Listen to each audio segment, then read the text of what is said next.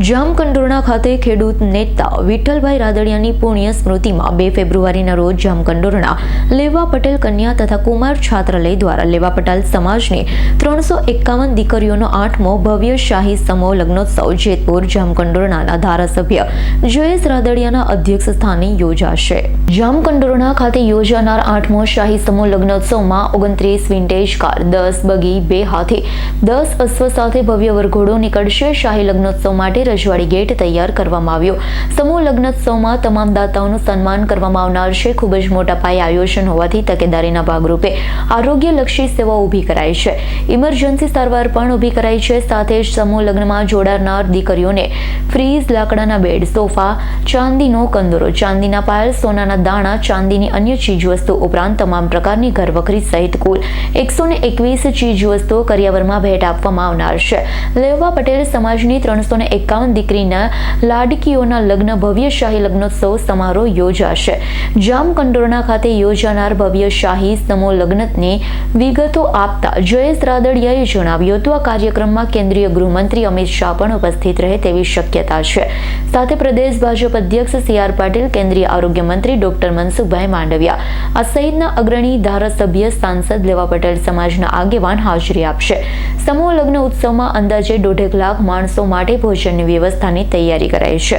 વ્યવસ્થા માટે 5000થી વધુ સ્વયંસેવકો કામે લાગી ગયા છે।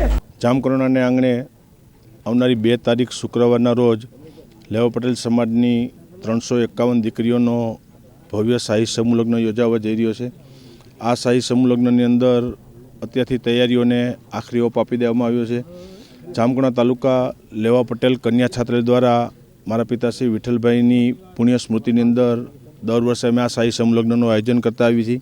મને આનંદ છે કે જામકંડોરણા જેવો નાનો એવો મારો તાલુકો, જામકંડોરણા નાનું એવું ગામ, અને વર્ષોથી આ ભૂમિ ઉપર અનેક સમાજના અને રાજકીય કાર્યક્રમો રંગેચંગે આ ધરતી ઉપરથી અમે પૂર્ણ કર્યા છે। આ વખતનો સમૂહ લગ્નનો કાર્યક્રમ હું માનું છું કે જામકંડોરણાની અંદર એક ઇતિહાસ બનવા માટે જઈ રહ્યો છે કે 351 એક સાથે એક સમાજની દીકરીઓના લગ્ન આજે થતા હોય, અને એ લગ્ન પણ સામાન્ય નહીં।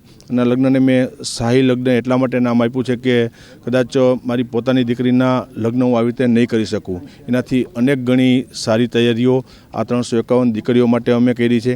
મેં કીધું એમ કે મને આનંદ છે કે મારા જામકંડોરણા છાત્રાલયના સર્વે ટ્રસ્ટીશ્રીઓ, જામકંડોરણા તાલુકાના અમારા આગેવાનો, અને જેના ઉપર હંમેશા હું ગૌરવ લઉં છું એવા જામકંડોરણા તાલુકાના મારા સ્વયંસેવકો, કે જે 5000થી વધુ સ્વયંસેવકો એક જ તાલુકાના આ સમૂહ લગ્નની અંદર પોતાનું યોગદાન આપવા માટે આવવાના છે।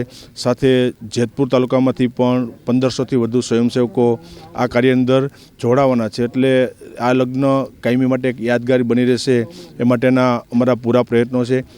હું હંમેશા સમાજની અંદર માનું છું કે દીકરીએ એક ગરીબ પરિવારમાં જન્મ લીધો એમની કમનસીબી હશે, પણ લેવા પટેલ સમાજ તાકાતવાળો સમાજ છે।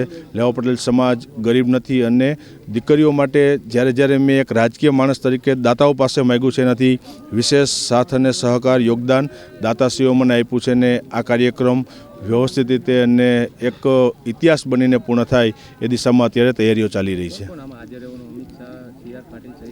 આ કાર્યક્રમમાં કેન્દ્રીય ગૃહમંત્રી અમિતભાઈ, કેન્દ્રીય મંત્રી મનસુખભાઈ માંડવિયા, પ્રદેશ અધ્યક્ષ ભારતીય જનતા પાર્ટીના CR પાટીલ સાહેબથી લઈ સમાજના અનેક આગેવાનો, દાતાશ્રીઓ અને 1.5 લાખથી વધારે લેવા પટેલ સમાજના જ્ઞાતિબંધુઓ આ કાર્યક્રમની અંદર ઉપસ્થિત રહેવાના છે।